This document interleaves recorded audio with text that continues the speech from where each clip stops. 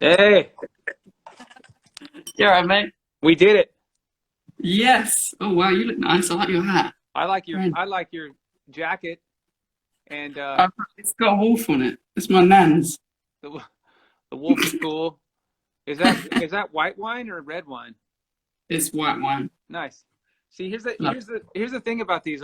So I've talked to a few people in it. different places. Like I talked to some folks on the East Coast and they were already drinking yesterday, but I'm the lazy West Coast, so it's only noon. I guess I could have a beer, but it seems inappropriate. You like kombucha though, don't you? You can have I like do. 35. Honestly, I had so much coffee this morning. I feel a little tweaked. So just run with it. Dude, it's so good. It's so good to see It's, you, it's man. so good to see you too, man. It really Yeah. is. And so, like, just to give a brief recap, we did some tours together. Actually, in the UK first, where you guys are massive, you opened up for us before you took off, and I remember thinking at that time, okay, this kid sings so good. It's just a matter of time before either his band blows up or he ditches his band and has a solo career and is on like television singing well. You know what I mean? So congratulations for all the success.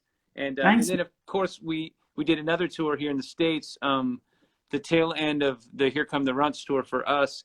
And you guys were nice enough to come with us and we had some good time. We talked a lot of fashion, talked We've done a lot of love, stuff. love and It's good. everything in between. We did, Yeah, we had, Aaron's been a bit of a guru for me. It's been yeah, amazing. we, Life guru. we had like really cool, you sang "Where's My Mind" by the Pixies with us here in Los Angeles, and Yeah. you did the high like oohs or whatever. And I Oh remember yeah. in my ears, I'm like, oh God, this kid sings so good. Wow. So right on. And I heard your cover you did of "Somewhere Over the Rainbow." Oh yeah. It was really nice, dude. And it that humbled me as well. I'm like, God damn it, this guy sings good. So right on. Thanks, man. Yeah, I appreciate it. Yeah. Thanks for having me. It's nice to see you again. Yeah, you too. We see The dog, so the dog is there. amongst all the fear and negativity out there, we all know that, but one positive um, fact really that keeps happening is that we're connecting with each other. So I probably wouldn't be talking to you face to face like this with a glass of white wine on a whatever day No, this is, on a Tuesday. Tuesday. Oh We'd be God. doing some other shit like getting ready to play shows or whatever, and I, I was thinking about that so much. Like you said about connectivity. Like I was really looking forward to like seeing your face today. Do you know what I mean? How funny is that? But it's yeah. true. So I wore this hat. This is my summer hat. It's feeling like summer. Oh, it's amazing. I love. You can kind of do what you want with it, so you can Oh, mold it, throw it on. I mean, if I'm not careful though, it looks like a bad like cowboy hat. So I gotta kind of keep it. yeah, yeah. I'm Yeah, glad you grew the beard back. You look. That's good. thanks. Hey, So we'll jump right into some, like, I like to address some serious stuff out of the gates. I guess it's all sort of serious, but obviously we're all in this together. We've never experienced anything like this. Where over here in California, talking to you all the way in the UK, we're dealing with the same situation, the unknown, panic, fear, disappointment is huge. Disappointment. I had to cancel my tour. yeah. And that's fine. We'll survive. We'll play another show one day, and everything in between. So I was wondering if you could share with your fans and our collective family here, sort of, if you have any advice, and not to put you on the spot in this heavy way, but or tools that you've developed along the way of your career, of the ups and downs that are helping you deal with this fear right now. That's right now. Okay, that's really interesting. Good question. Um, I mean, me personally. So when it first happened, when we first had the lockdown, 3 weeks ago, 4 weeks ago, Uh-huh. I was completely numb, Yeah. and I was like, and also like on that top of that, I just moved into my own place by myself. So I was just getting a routine. Oh I was man, just getting things, I was bad just getting timing. my life together. Yeah, but and then then this happened, and I was like, oh wow, like my whole head just went. I'm like, what do I do? And I was in such a creative flow before, just non-stop writing since December. And then, yeah, I had about a week and a half where I felt like I couldn't do anything. Uh-huh. And then, I just, it was like acceptance. And I think my best lesson to teach anyone with anything in life is that you can't control things that you can't control. It's like the less you do, the better. As in, like, if you struggle with anything in life, and this is something that we can't, we can't do anything about right now. If you struggle with it, then it's going to become more of a struggle. So there's a beauty in doing nothing. And I think I've tried to spend my time slowing down and really trying to find some peace. But this is almost, it's holistic for me, weirdly, on a personal level, where it's like, this has been a good environment for me to kind of practice that with other walks of life, that I've come across that I need to work on. And just really like, acceptance is the biggest thing. And I think, and that over the years of my career and things that have happened and struggles I've been through, I feel like I'm trying to shake everything all the time, trying to control whatever I was dealing with, but you just can't sometimes. And I feel like the less you do sometimes, the better. So that's, in short, that's what I'm trying to say in terms of that. Thank you for that. These answers are hard for sure. And the questions are difficult as well. It's just been really interesting to ask other artists and other, different friends that I've talked to on this thing, like where they're at and how they're dealing with it. And everybody sort of has a different answer.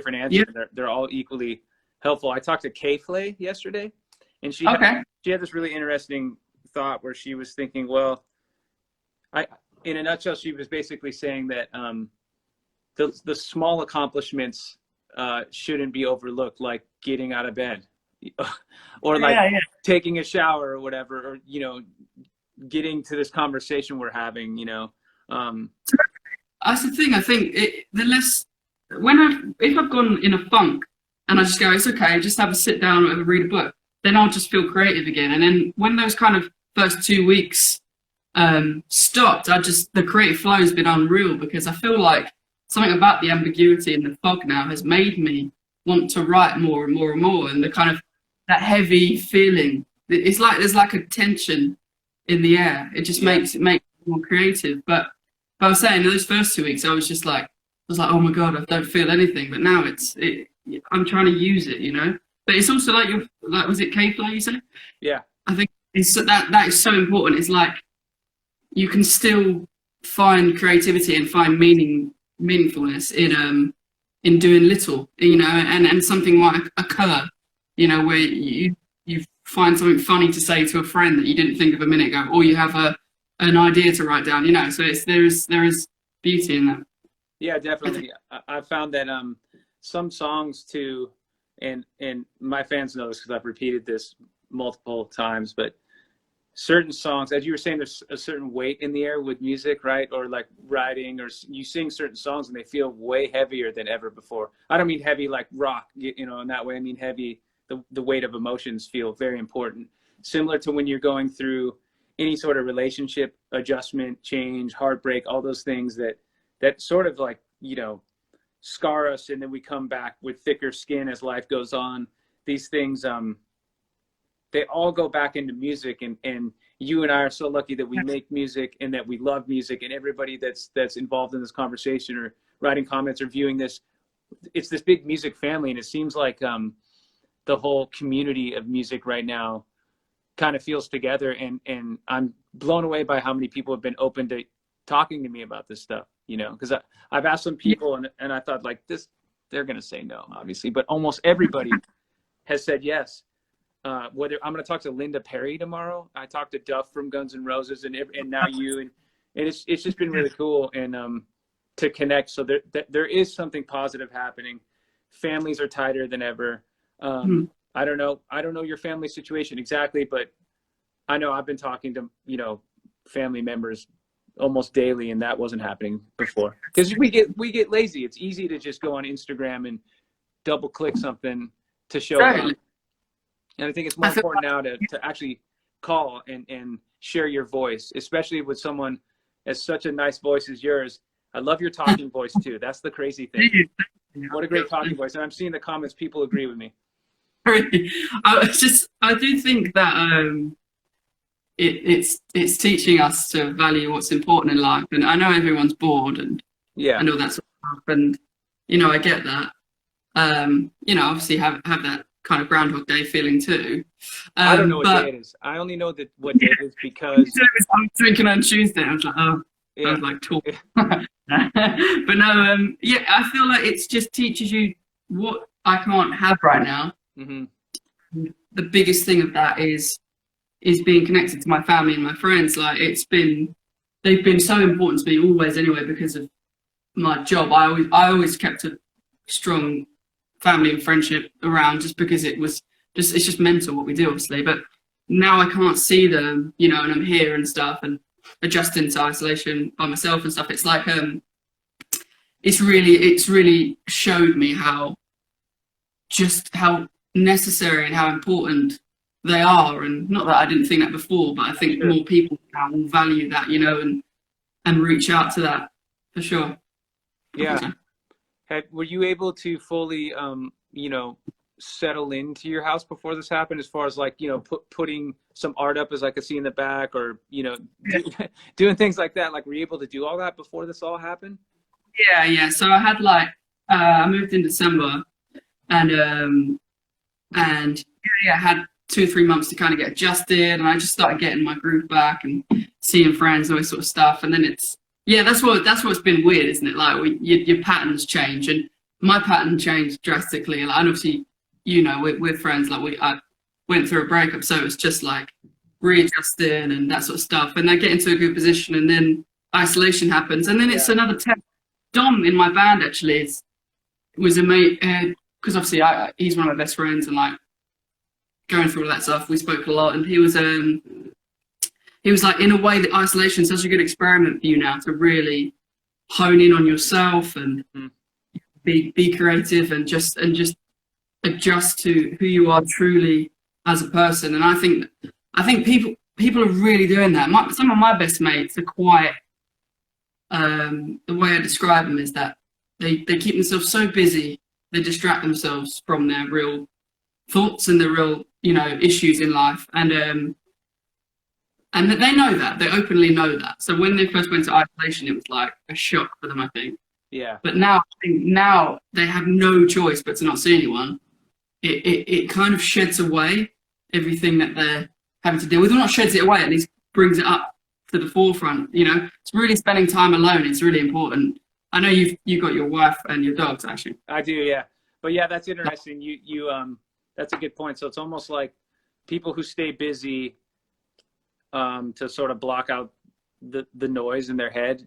Their head's probably pretty loud right now, and so yeah, that now's a good time to reach out to those kind of people too, to help them through this time.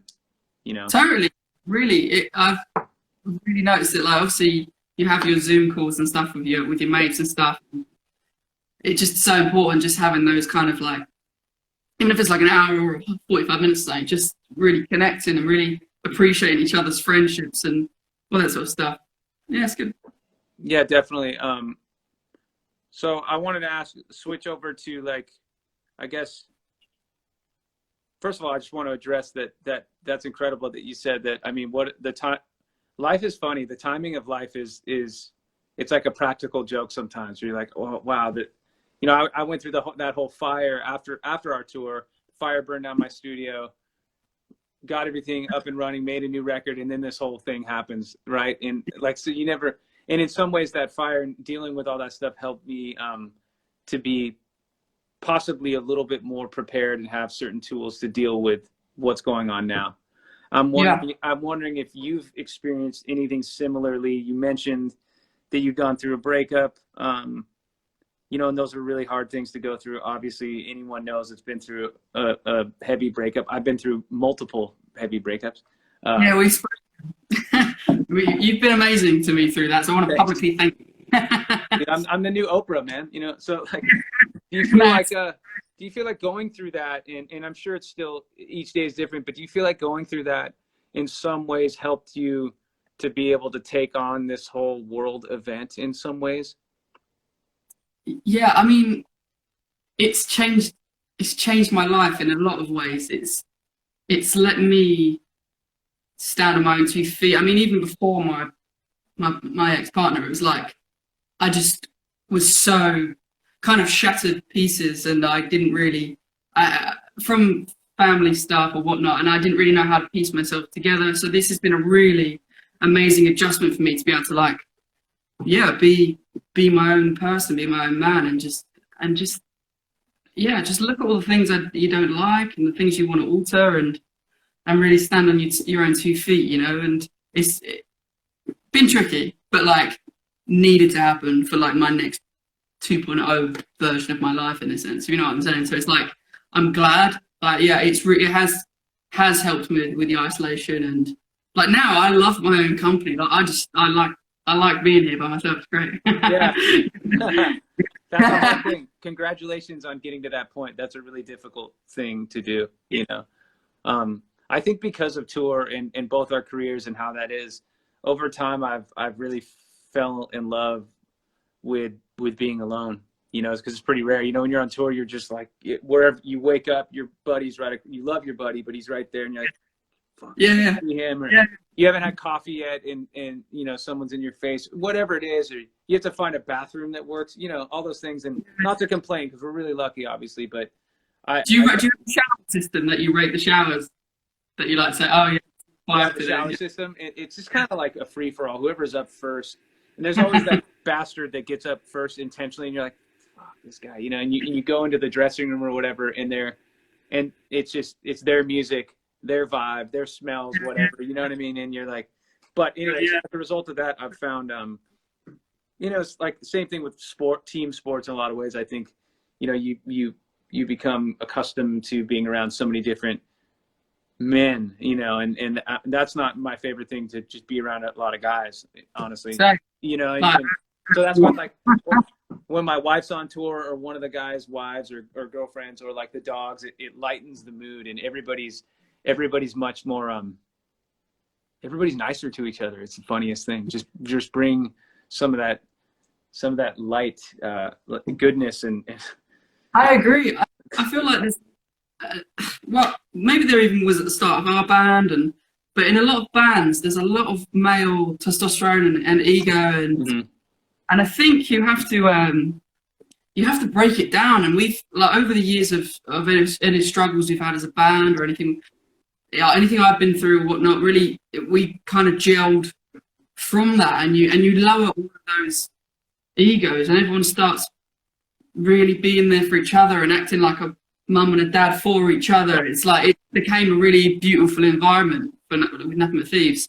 But yeah, for sure, like if you don't have that, and if it's all just testosterone, and like you can't talk to each other about anything, then there's a real issue. I think one of the best things about our band and crew is that even from the crew and the tour managers, everything, it's like we're one big family, and we can all really talk to each other, and we need each other all the time on tour, you know, and off tour, obviously, we're all friends. So it's really helpful, I think.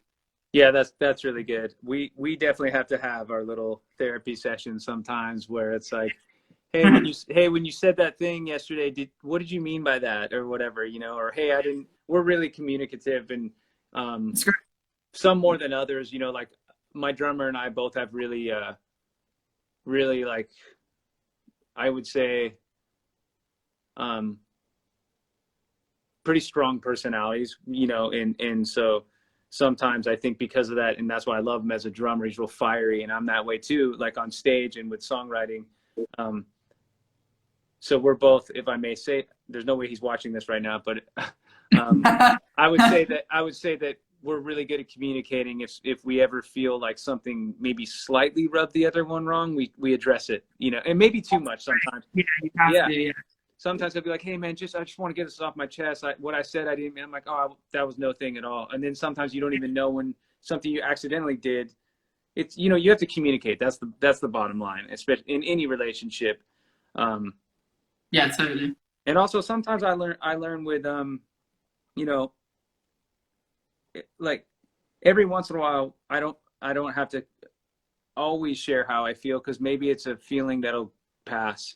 It won't matter to me in 2 hours. I'm the kind of person that reacts quickly and is probably overly emotional at times, and get angry or sad or whatever.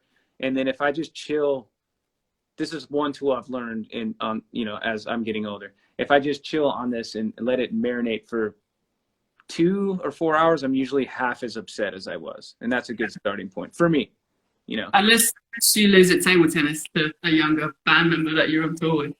Yeah, that was weird because I basically am unbeatable, but that day you threw me off with, it was weird, you know. I think you cheated a bunch and stuff, but I don't know.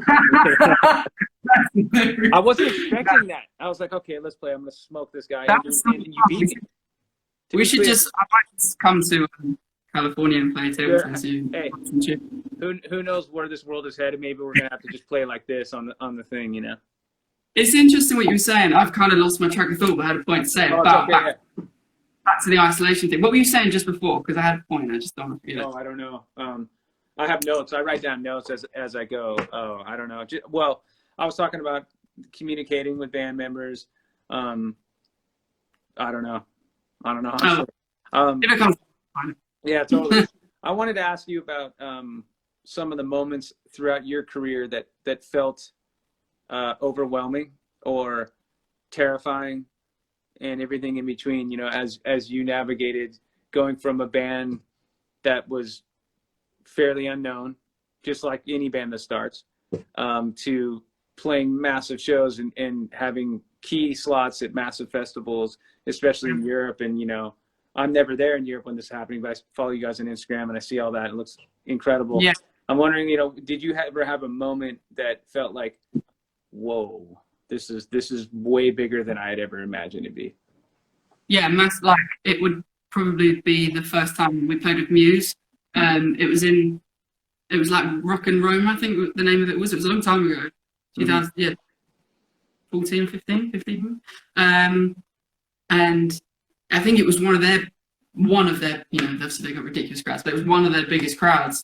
So we were first time in anything above, I don't know, anything above 20,000, and it was the first time with them. And this was about, I don't know, 120,000 or something. It was unbelievable. Like it was ridiculously daunting, but amazing. But I think part of that fed so much adrenaline that it was just one of the best shows I've ever played. But that was a real kind of page turning moment for us, where we were like, okay, we're on to this next chapter now. That's what we want to get to. And I guess going on tour with them and the arena tour, just it really got a taste for it. You know, it's like, you know, something that we really want to aspire to and get to that next level. And they're a bit well-oiled machine, you know, and how, you know, it's ridiculously the budget and the production and stuff. So it's quite inspiring to see that and see how you get to that. But yeah, I'd say those were big moments for that. I don't know, I can't think of anything else, like anything too fearful. It's been good. It's been a general steady rise, you know. I would say any TV we did in America was just mind-blowing, because it's just bizarre, isn't it? Is that something that growing up over there seems like to carry a certain kind of different weight, maybe like being on American television or something like that? Like that's how I imagine being on Jules Holland would be like for me, or whatever. Yeah. We never got invited, so if you see him, tell him to invite me and we'll kill it, you know. But it's all good. You know what I'm saying? Like I hold up the UK in a certain regard, you know. Starts with the Beatles and ends with the Beatles for me, you know, in that way, and all these cool bands that came. And yeah, I guess I wonder what it's like as you look to American music and rock and roll and TV, and what's important, what seems like these big milestones or huge mountains to climb here in America in that way. Well, it was unreal. Like the first one we did, I think was Conan. I think it was, and that was just unbelievable. And he, as part of the experience of that, which was so good, is that he is just such a genuinely nice guy. He was so. You got to be on your toes. You can't roll in and try to give him a joke, because he's gonna smash you. You know. Yeah. But he's a larger than life character, so that for our first time, it's like, wow, we've got this opportunity. And yeah, so that was I do think it is really like seen in bright lights for UK people, like getting on someone like Conan or Kimmel or all the other ones there are. But yeah, definitely that's still an experience that I want to do more of. Like, it's still crazy exciting, I think, to do American TV. What's it like for you? Does it like done it before. No, it's a big deal. I mean, I would say that those moments are more, I think they're more, those are those moments that that, everybody grew up maybe tuning in, right? The people you grew up with or your parents. It means a lot to my parents, I think, and their friends. Yeah. You know what I'm saying? Like, I'm not Yeah, sure, I don't know if like playing one of those shows, how much it moves the meter as far as your reach in that moment. It's exciting. It's nice. Like we have this saying where we say it looks nice on the flyer. Remember when you're in younger bands and you like, I just want to be on that. If I'm on that flyer with these other cool bands I like, then I've made it. It's sort of, it feels like that to me. We've never done SNL or anything like. I'd probably be terrified to do that. But the guys in the band are so good that I know like the worst I can be isn't so bad unless I literally shit my pants on stage. That because they're so good, they could carry the weight, in a lot of ways. That's true. And luckily, the songs we've ended up doing that have been the songs we're most known for aren't incredibly difficult for me to sing. That's great. There's some songs where I put on record. I don't know if you're the same way, but like we'll record a song, I'll put it on the record, and I barely got by singing it in the studio because it's the very top of my range, and it was like my voice was breaking up and stuff, and I was thinking like, man, if this song is like has a lot of pressure and demand, it's going to be really, really hard to sing this on a TV show. And luckily, it's been the ones that are kind of in my zone that are easy. Yeah. No, same with Amsterdam. I was like, went to record. I'm going to put every single fiber of me I have in, and I listened to it back. And I was like, oh crap! If this takes off, I've got to do this every night. Yeah. Interesting. Yeah, But then you also, what's harder in the studio is it's the discovery phase. It's the honeymoon phase, much like a relationship. When you're in a new relationship and you're so in love, or you're so excited that you're almost scared because you're terrified to lose that person or whatever. And then the dust settles and you become a little more comfortable and you can be yourself more around this person. I feel like it's the same thing with songs in a way.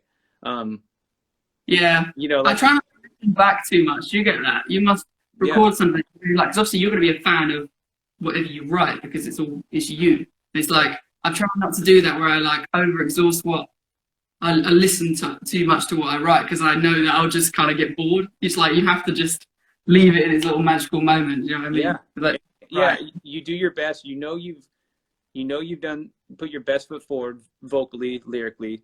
Because I trust that you're the same way where you really care, obviously, and then you leave it. You leave it there and let other people listen to it and let it become theirs. Like these songs. So this record just came out last week, and I love that Pacific Coast song. That's absolutely banging. Thank you. Thank you. That was a cool thing for me, just because I love Rivers from Weezer so much. So I was like, all right, I'm in Weezer for a day or whatever, And much in. We need to and we will do something together one day. I can't. For sure.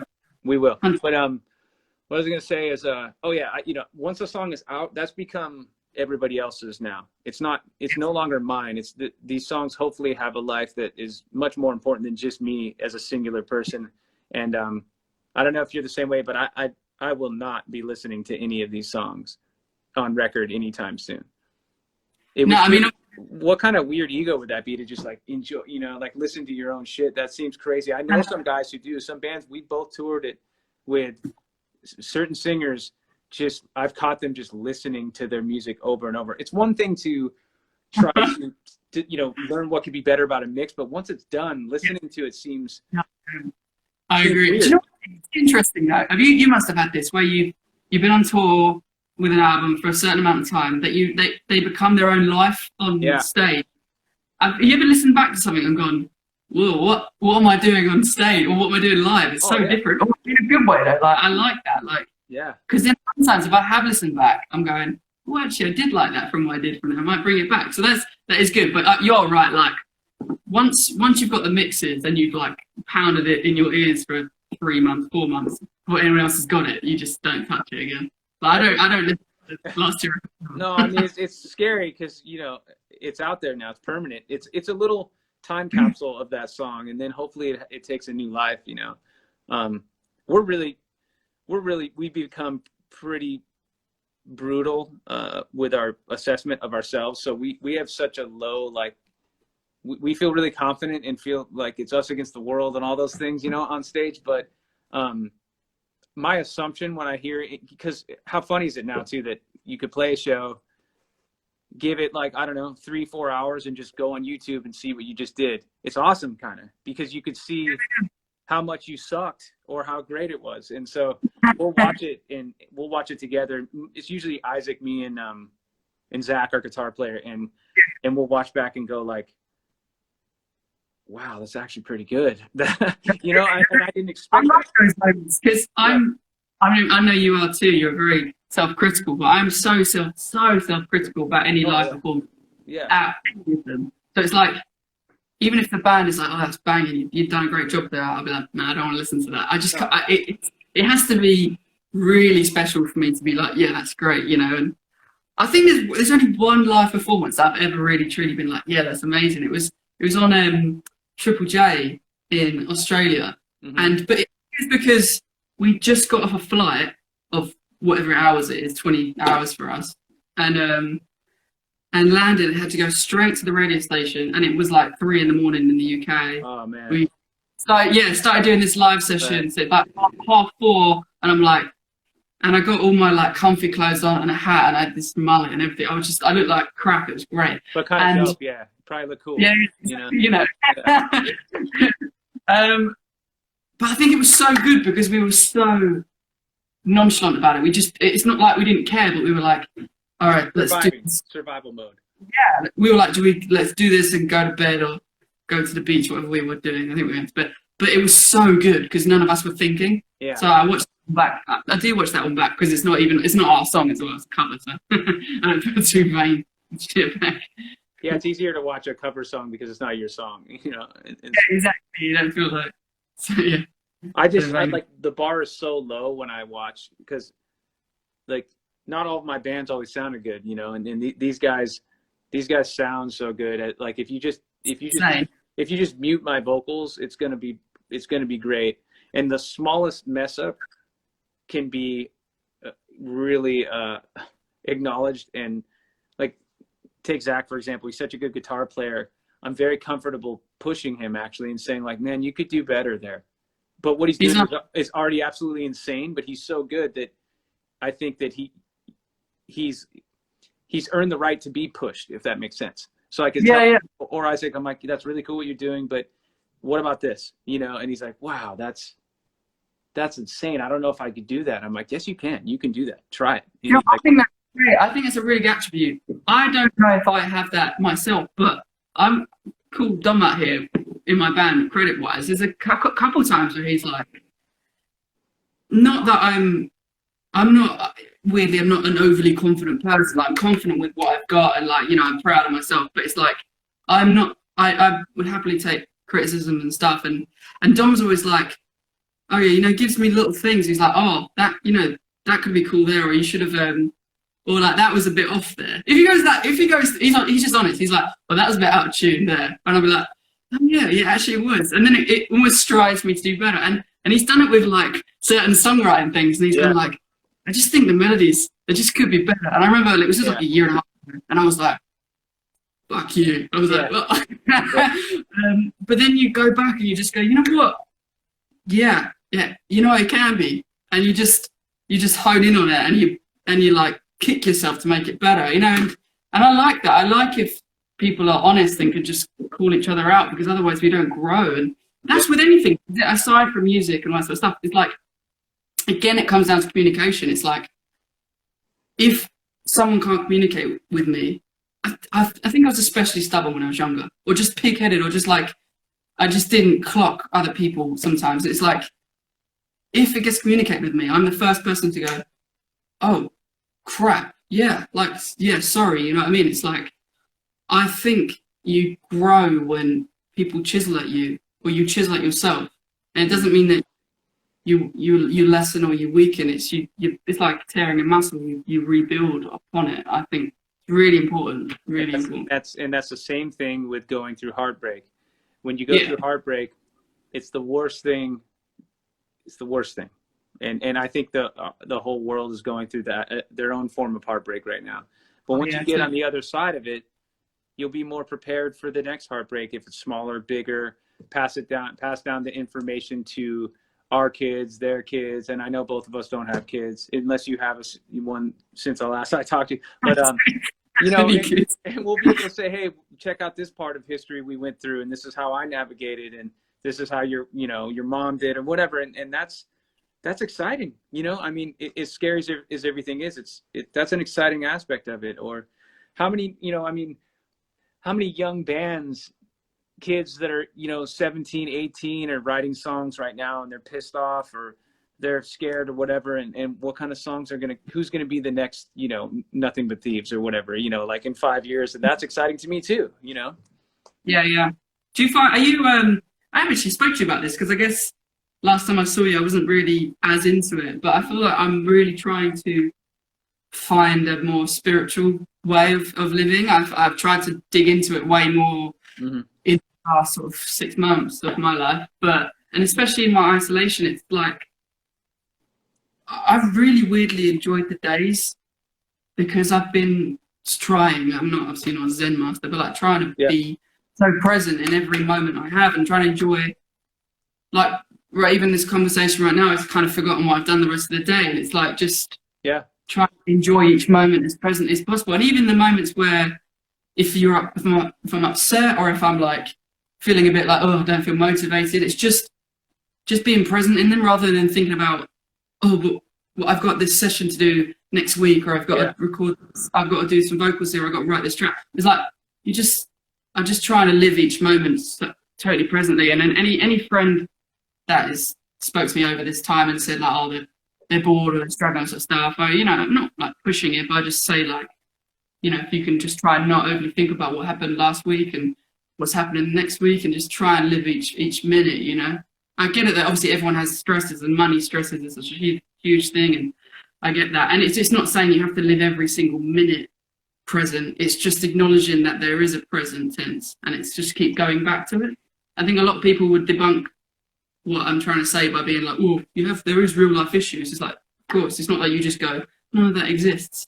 It's just remembering that to alleviate stress and to find peace and joy, it's remembering to come back to the moment as much as you can.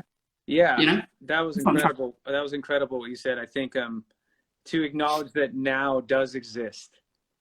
I don't know if I've ever heard anyone say that, so I'm going to use that in all these conversations, because I have a really hard time when I know that, for example, I'm going to leave. Let's say if we weren't in the current times, like I would probably be, mentally kind of preparing myself for tour or leaving home. And that can be hard on me. I love touring, love playing, love connecting with our fans, all those things, playing with the guys. But part of my heart breaks every time I have to leave my wife and my dogs and my family and surfing and the stuff that makes me, that huge part of my personality, because I'm not just a singer on stage. And I love that. Yeah, it's really hard. It's really hard for me to do that, and I struggle all the time when I know I have to go. Like flying to Europe is I'm terrified of it. Right, every time we go over there, I'm like, oh my god, I'm gonna be jet lagged for a week. I'm gonna be homesick. All these things, and I don't mean to sound like I'm complaining, but these are real feelings I do have. And so, let's say I had to leave in 2 days from now, I'd probably be kind of depressed because I have to leave in 2 days, but that's bullshit, because I should appreciate these last 2 days now. That's it. That's great advice, I think, from you. Yeah, it's not. I said, well, it's still from one philosopher, this Eckhart Tolle guy. I can't write him enough. Power of Now. Yeah, and the New Earth, obviously, like I think you'd be into. But it's funny because the whole book weirdly is like it's like the same message on each page for 200 pages, whatever it is, 300 pages. But it's like put in different contexts. It's almost just the constant reminder that you don't actually have to think about all of your crap all the time that's happened the last 3 years, or what's going to happen in the next 5 years. It's acknowledging that they're there, but also just trying to keep going back to that present. And I think I like trying to think of things as traffic, as like your thoughts are traffic. And so like you just go, yeah, all right, yeah, cool, see you later, cheers, thanks for that. But you don't actually grab them, you don't do anything with them, you just go, cool, That's annoying. Bye. Yeah, Yeah.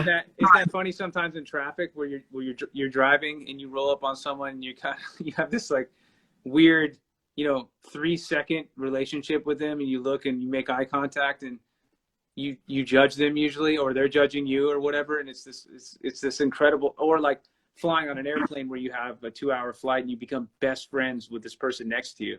I love that. I love that. And then you exchange numbers maybe, and you never reach out to them. Yeah.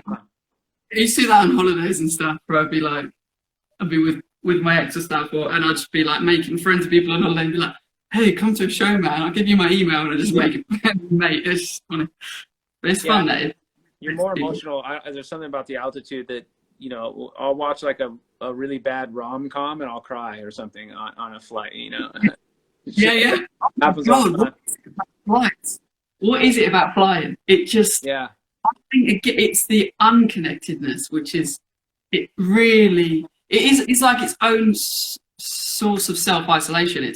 You're fully there. You can't, obviously now planes do have Wi-Fi and stuff, but generally you can't talk to whoever you need to talk to or deal with any of your issues that you need to do, anything that's businessy, or it's just like, so you sit there and you go, oh, it's just me again, and that is, I think it is powerful on planes. Something about it. And you have like one drink and you feel so inspired. Like, I feel like I've figured out the secret of life on some planes, or like a novel I'm going to write or a screenplay, and I write it all down. I'm like, yes. And then there's no one to talk to about it, and then you land, you're like, this is shit, whatever I just came up with, or I've like worked on songs. I'm like, I need to get some lyrics for this song, and I'm on a flight. Yeah. It sounds so rad in there. And yeah, it's hilarious. So in a weird way, right now, what we're going through is one weird global flight, because we're forced to sit in our own situation like this, Totally. I love that. And the emotions are higher. Some of the movies I've been watching seem more important. Again, the music that means a lot to me seems really important. Totally. Have you been watching movies and being like, why are you holding hands? Why are you so close to each other? It is interesting. Yeah, I watched a movie that took place in New York, and it also makes me sad. I mean, yeah. I hope that we don't lose human connection over this in any way. And even I also pray that there's not an overwhelming sort of hangover of paranoia. Like whenever everybody can agree that it's safe to be physical again, and I don't mean to be controversial because I have no idea when that will be, but whenever that hopefully is, I hope that people aren't a little shell shocked and like, wait, should we hug or not? I hope again, when it's safe, that people, I can't wait to hug you when I see you, whenever that is, in a year, or, I don't know. I like your hair, by the way. I like the way your hair looks today. It's nice. You pull out cool haircuts, I just got one length. I had to cut I had a half mullet. I had to cut it myself at the back because it was just getting tucked in, and I have no idea what it looks like. Let's have a look. I bet it looks terrible. No, look, the back looks fun. It looks like I literally went like that. I was like in the bathtub. The back looks like someone I want to hang out with. I'm like, well, what's this guy all about? Let me ask you something like more lighthearted, and not to get too journalist on you, but when did you first discover your singing voice where you thought like, okay, I'm gonna be the singer of a band or sing in front of people? When did that happen for you? I'm gonna get my bottle of wine. I'll be back in 2 seconds. Cool. It's a real personal question, so I understand why someone would need to drink straight out of the bottle for this kind of question. All right, where's my straw? It was actually a weirdly slow discovery, where my dad, I grew up listening to him sing, and he was so he was a good singer? He's awesome, yeah. There'll be a period where he'll be like, yeah, I taught Conor everything he knows. Yeah, sure. What was his style of singing, or what did you grow up listening to him sing? Gospel and like rhythm and old school, like proper Etta James, Sam Cooke, Nina Simone, all of the the drill, like just proper soul singers, and my house was just filled in the car and whatever all the time was just filled with blues runs and just soul, and it's like you can't escape it once it's eked into you from the age of 2 to 27. It's just part of you. So even with Nothing But Thieves, where it's like there isn't really a soul element. Like if I do some writing by myself, there's always an element of soul or R&B and my own stuff. But with Nothing But Thieves, it always still comes out anyway. It just does. It's like there will be something that feels soulful, or a slight run, or a slight note dip, or just, I just can't escape it. But I think that's part of it. You have to run with what you are, what's in you. Yeah. But so hearing him since I was a kid, and then I think I was like 9 or 10 in my primary school, and my best mate Mike Crocombe and my other best mate from primary school, Sam Taylor. Shout out to Mike Crocombe. Yeah. We did a cover of you won't even know who they are. But we were 9 years old and we did this band called Busted. Good name. In school assembly. Yeah, they were cool. When you were 9. Right. But it was great. And I was like, oh, I really enjoy this. I always played trumpet and stuff like that. And obviously I'd sung around the house with my dad. But I got to secondary school and I was like, I'm actually going to take it seriously. And that's actually where I met Joe in my band. So he was a couple of years older than me. And he was in a band. And they kicked out the lead singer so I could be the lead singer. And I was like in year 7, I was like 13 or something. But I think I did like a Jackson 5 cover or something. And they were like, oh yeah, get him along. He's whatever, he's good. But yeah, so it just kicked it from there. It was like I said, it was a slow thing. My dad never forced it upon me or anything like that. I did so much growing up. I was a ski racer, and I did play football and rugby and cricket, all sorts of stuff. I was really into my sport, and I did drama and then music as well. So it was all holistic, as everything was at once. So I didn't really fall into music until I truly fell into it, until I was in my secondary school, where I thought maybe I should just kind of pick one, or like at least hone in on one a bit more. And singing always came most naturally. I remember I had a PE teacher once who was pissed off because I couldn't make a cricket game because I had a gig or something, or I was traveling to a gig with my first band. And he was like, you know what they say about you in the teacher's classroom? He said like that you're the jack of all trades but the master of none. And I was like, fuck you. Like, I will show you. But yeah, so I think singing just came very most naturally. So I just pushed that heavily, Yeah, it's definitely a slippery slope to try to thread the needle of soul instincts into rock and roll without it being lame. And you do a really good job of it being cool and being authentic and seeming honest. It's so true. It can get. I mean, rock and roll is dangerous if you mess around and throw certain aspects in it. It could go bad fast, and it happens quite often. Well, this is what I really admire about your writers and your band, is that not one song sounds like anything I've ever heard before, and that's thank you. That is the beauty of it. It's like, I mean, I know obviously it's an old song for you now, but like even your first hit, obviously it just no one had heard anything like it, and it's just everything you've ever done since has got its own pocket of life. And we as a band really are inspired by that, and other bands that do that, because every single song we write is different from the last one. It's because we're bored of it. We don't like bands that just do the same thing every time, or like you find bands nowadays that are almost like cover bands of old bands, right? Or even cover bands of the last 5 years, and it's so it's really inspiring for us to change it up every single song, and then you do that so well. And I'm assuming it's because you get bored of the same songs too. Yeah, I'm not sure how I write any song, so I'm just going with the flow. So a lot of times I've been asked about, obviously, you know, certain songs I've written and like, how did I come up with them or whatever? And I don't know. It's just, it happened obviously. And which kind of brings me, and thank you for all those kind words, man. I really appreciate it. And also like the live show, I'm blown away by it. I watched you on tour like every single night. Thank you.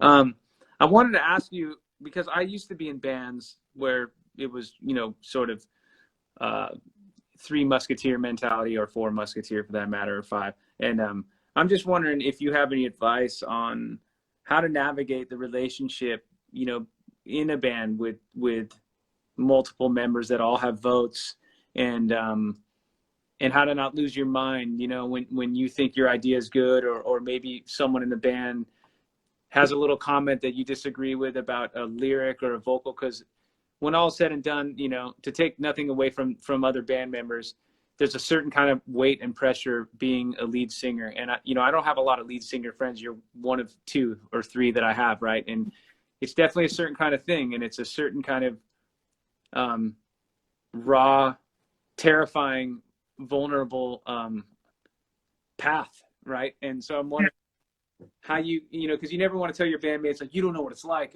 I have to sing these songs and my voice is imperfect, and you know, how do you navigate that with the guys in the band? I think that for us it was just time and practice, and like we mentioned earlier about like almost the egoic boundaries being broken down. It's just and acknowledging that you're all humans with emotions and desires and dreams and aspirations in terms of what you want as well as the others. Mm-hmm. And then break down those barriers. You also realize you have this kindred thing, this little baby in the middle, which is nothing but these. I think for years and years it was like battling. There's 5 really strong personalities in our band, and Dom, Joe, and myself write the song. So, and I'd say our business personalities are the strongest. So it's like there was definitely years of like push and pull. And I've been in bands with Joe since I was younger, so I always like looked up to him like a big brother. And he looked after me in a lot of years that I was struggling when I was younger and with family stuff. And so I have such a high respect. And Dom has always been like my best mate before the band. So it's having to remember those things come first. Right. That is what has kept us together. It's if we've had bust ups or had to have conversations, it's because you lose track of what's important. And again, it comes back to this, doesn't it, really? But it's so having those conversations, breaking those barriers, and then remembering that you love each other and you look after each other comes first. And I think that's the way we've got through everything, and that's how we navigate it. Yeah, it's just having respect for each other's voices. In like, oh, I've got an idea, then you just kind of sit and listen. You go, that's cool. And then you be like, yeah, great, let's do it. And then they have the same respect for myself, or you know, we have the same respect for each other. It's like we kind of got to that point now when you know something's good, you know it's good, so you just go, yeah, cool, let's do it. You know, but I do think you're probably right. I think when we first started off being like, you know, 18, 19 at the very start, it was, what can I do? This me? Can I do this me? And it was like, whoa, hold up, like this feels ugly. But I think part of the beauty of Nothing But Thieves is that we come at it, the three of us who write, at such different headspaces. And it's weird, like we truly wouldn't be able to write a Nothing But Thieves song without each other. Whereas like if I did something just by myself on my own, it would sound so me, and then it would sound too different from the Thieves. And that is so interesting that we push and pull and almost work it like what you'd call taffy out there. What do you call it? Yeah. What do you say? You said what we call taffy. What do you call taffy? We don't even have that, do we? Oh, okay. But I just saw the example in my head. Got it. It's like that until it becomes its own beast. And I love that, actually. I truly love that. Before we get in the room together, we don't know what's going to be created. Obviously, like, we'll have little ideas. You brought in half songs or lyrical ideas or melody ideas or a track, you know. But you know what I mean? That's the beauty of this beast, is we never know what's going to come. And I like that. Yeah, that's and it's also nice to have a similar musical vocabulary and references. You know, I find that probably mostly with Isaac, my drummer, because we're similar in age. When we're, you know, developing an idea for a live part, or we're talking, you know, I haven't played drums on a part of the record, I could say, hey, I'm going for Janet Jackson, Rhythm Nation. And like, that's seems like a bizarre, hilarious reference, but he knows exactly what I mean in that moment. It's like a certain kind of way to hit a cymbal in a sarcastic way or whatever. And then we fall to the ground laughing because like, music is supposed to be fun too. And if you don't try to be slightly sarcastic sometimes and almost make fun of yourself with some of the songs, I think you're taking yourself too seriously, you know? You said that to me about We're Just in Life when we spoke a few months back. You were like, oh yeah, just remember, it's like your job, your life is silly, and you should enjoy how silly it is. No, like, it is actually, yeah. Yeah, just don't ever, like, I think Isaac goes back to Isaac. He's got great wisdom, and he always says, like, dude, you know, when I'm going through the front man pressures of being the architect behind this thing, and it becomes overwhelming, he's like, dude, don't we're not that important. You're not that important. Trust me. You know, like, there are people that matter so much more than us, you know, and I know that obviously, but it's nice to, sometimes it feels like the world revolves around you, you know, and it doesn't, obviously. And this is, I think for yourself, but you do everything basically by yourself, and I can't fathom the pressure of that. Like, I can't imagine how difficult it is. Like, I have the other guys to rely on certain things, and they rely on me on certain things, and I rely, you know, so it's very push and pull. Mm-hmm. And I would, especially with now the level it's got to with the band, it would be too much. So I can totally understand the pressure you feel, and you know, it's like dealing with label and this and that, and the band and friends, you know, it's tricky, you know. So I totally understand, and it's good that you have Isaac to be like, mate, simmer down, you know what I mean? Yeah, because we both, he and I have both had bands that failed so miserably, and we've had so many Spinal Tap moments that we just don't, like, you know, it's so funny, and he's so humble. They're going to kick us off in 3 minutes, so I wanted to get to one last question and just take the time to thank you. And I love you, dude. It's so good to see you again. And, so good to see you. And shout out to Russia, because I see so much Russian in this conversation, and it's got stuff on mine, so I haven't seen anyone. Oh yeah, that's cool. Like, I've seen it all. It's all been good. All the comments on you and your hair have been good. Some are concerned with your drinking right now, but you know, I let them know it's all good. I'm fine. I'm not drinking for any bad reason. I know. I'll tell you this.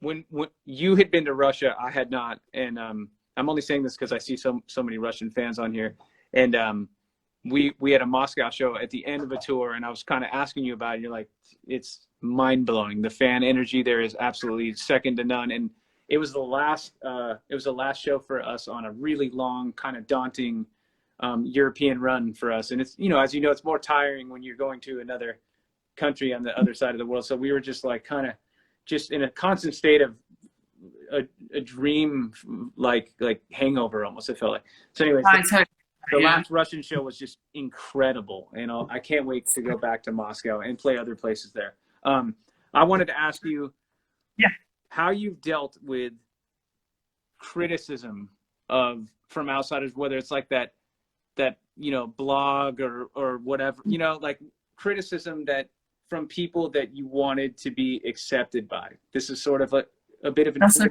immature question, but no, it's good. I'd love to know. So I reckon that is again, it's all just for me growing up and stuff. And I think when we first started, our band kept growing month by month and show by show and single by single, and we had no press at all, like nothing. And it really bothered me because I grew up reading all of these magazines and stuff online. I was pretty obsessed. I kind of actually weirdly wanted to go into music journalism if this didn't happen. You know, I was gonna, well, you know, you never know. But that's something where I was really interested in, at least. So I was really disappointed and really depressed that didn't really happen. And then, but it wasn't anything I didn't feel personally inflicted by. I feel I've always, because of my love for singing and how hard I've worked at it and the level I've got to, I always have had a quiet confidence about it, where I don't really need to be told by anyone, like, you know, and that's how I feel about the songwriting too with us now. It's like, I don't actually care what Right. critics think or say. It's like, it's great when you get good stuff, of course, and obviously news goes around the camp and it's like, yeah, you know, this is happening, like, awesome. But I also don't care what they think. It's like, if we love it, then that's what's most important. And yeah, I have to be a fan of whatever idea I want to come up with, because if you're not going to be, then no one else will be. I don't think, you know. I think that's really important. But yeah, no, I think I navigate it by not caring what people think. I'm confident with what I've got, and I just stick with that. I think that was really great advice. Quiet confidence in what you know. At least you put your best foot forward in. And I guess that they're going to kick us off anyway. So I'll just say bye now. And yeah, that was awesome, man. You too. Can you save this so I can put it on my thing as well? Yeah, I'll. If there's some way to do it, I have to like sort of like record it, because it's a split screen thing.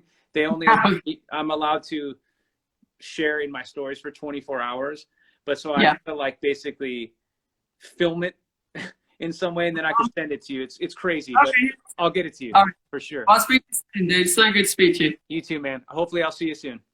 Yeah. See you All right, later. buddy, take care. Have a good night. You too.